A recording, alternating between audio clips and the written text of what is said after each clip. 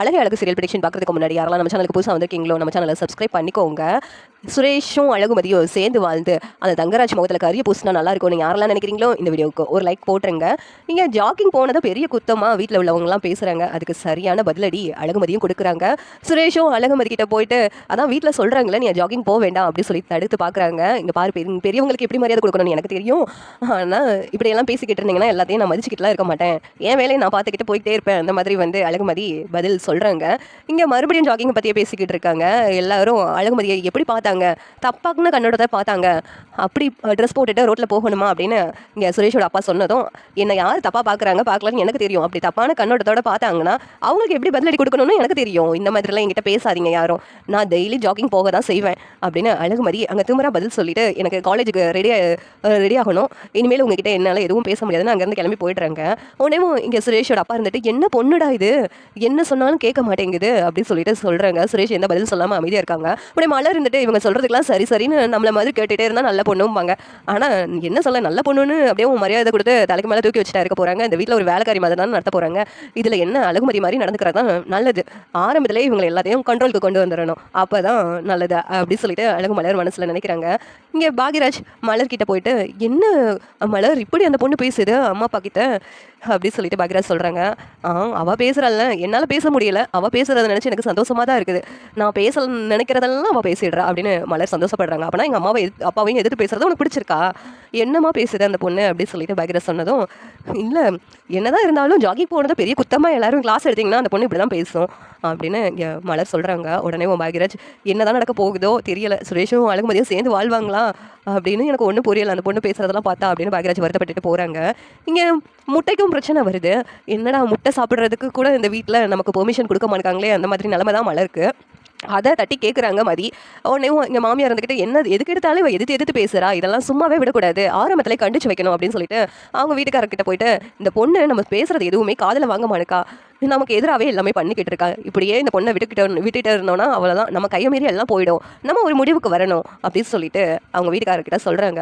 சரி இப்போ நான் மாப்பிள்ளை கிட்ட பேசுகிறேன், மாப்பிள்ளை கிட்ட பேசி அவங்க அம்மா அப்பா கிட்ட பேசுறதுக்கு ரெடி பண்ண சொல்கிறேன், நம்ம அவங்க அம்மா அப்பா கிட்ட போய் பேசுவோம், அவங்க அம்மா அப்பா சொன்னாச்சும் அந்த பொண்ணு கேட்குதான்னு பார்ப்போம், அப்புறம் பார்த்துக்கலாம் அப்படின்னு சொல்லிட்டு இங்கே சுரேஷோட அப்பா சொல்கிறாங்க. உடனேவும் சுரேஷோட அப்பா தங்கராஜுக்கு கால் பண்ணுறாங்க. கால் பண்ணணும் என்ன மாமா கால் பண்ணியிருக்காங்கன்னு சொல்லுங்க மாமா அப்படின்னு ஃபோன் அட்டன் பண்ணிட்டு தங்கராஜ் கேட்குறாங்க. மாப்பிள்ளை இங்கே பாருங்க மாப்பிள்ளை, நீங்கள் பார்த்து சுரேஷ்க்கு நல்ல பொண்ணை கல்யாணம் பண்ணி வைப்பீங்கன்னு நினச்சா இந்த பொண்ணு வீட்டுக்கு ஒரு கட்டுப்பாடு நெறிமுறையெல்லாம் இருக்குது, பொண்ணா ஒழுக்கமாக கட்டுப்பாடோட இருக்கணும்னு சொன்னால் அதுக்கெல்லாம் எதிராக அந்த பொண்ணு நடந்துக்கிட்டு இருக்கு மாப்பிள்ளை. இந்த பொண்ணு இந்த வீட்டுக்கு கட்டுப்படுமானே தெரியலை, அதனால நான் அவங்க அம்மா அப்பா கிட்ட கொஞ்சம் பேசணும்னு நினைக்கிறேன், நீங்கள் என்ன சொல்கிறீங்க மாப்பிள்ள அப்படின்னு சொல்லிட்டு கேட்குறாங்க.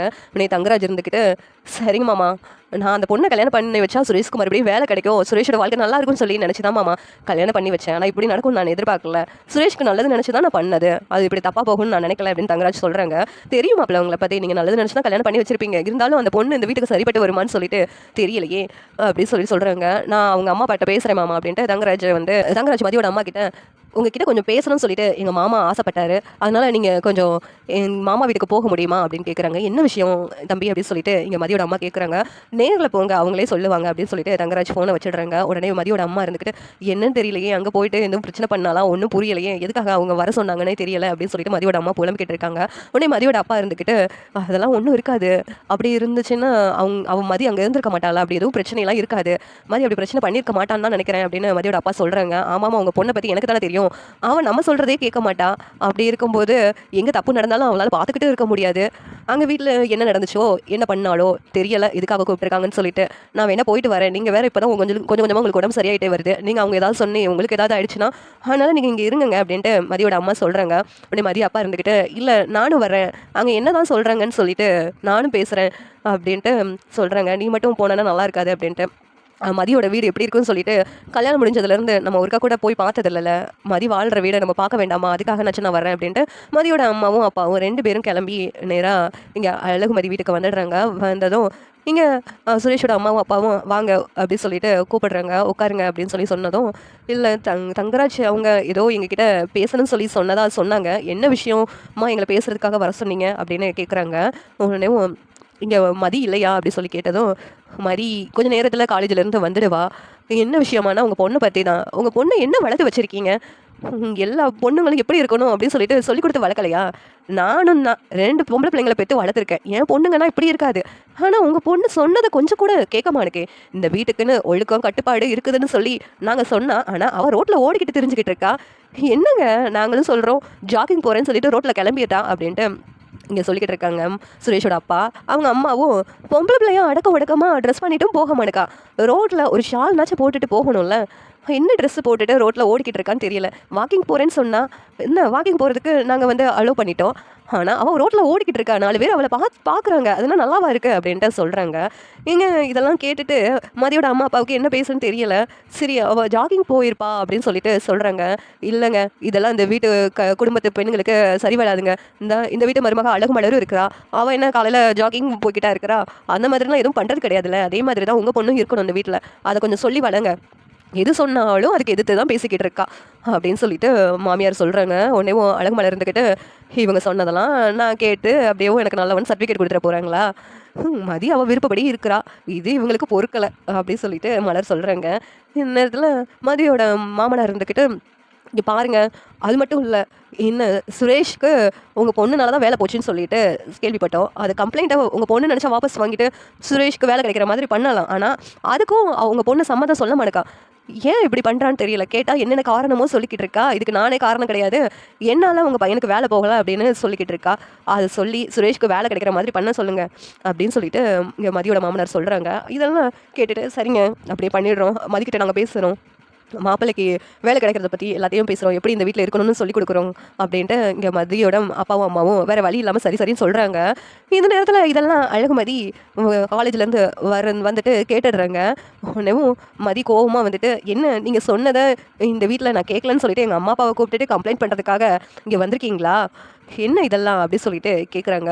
உடனேவோ இங்கே பாருங்க, இப்படி தான் ஏதாவது ஒன்றுன்னா இப்படி தான் துருன்னு எதிர்த்து பேசிக்கிட்டு இருக்கா.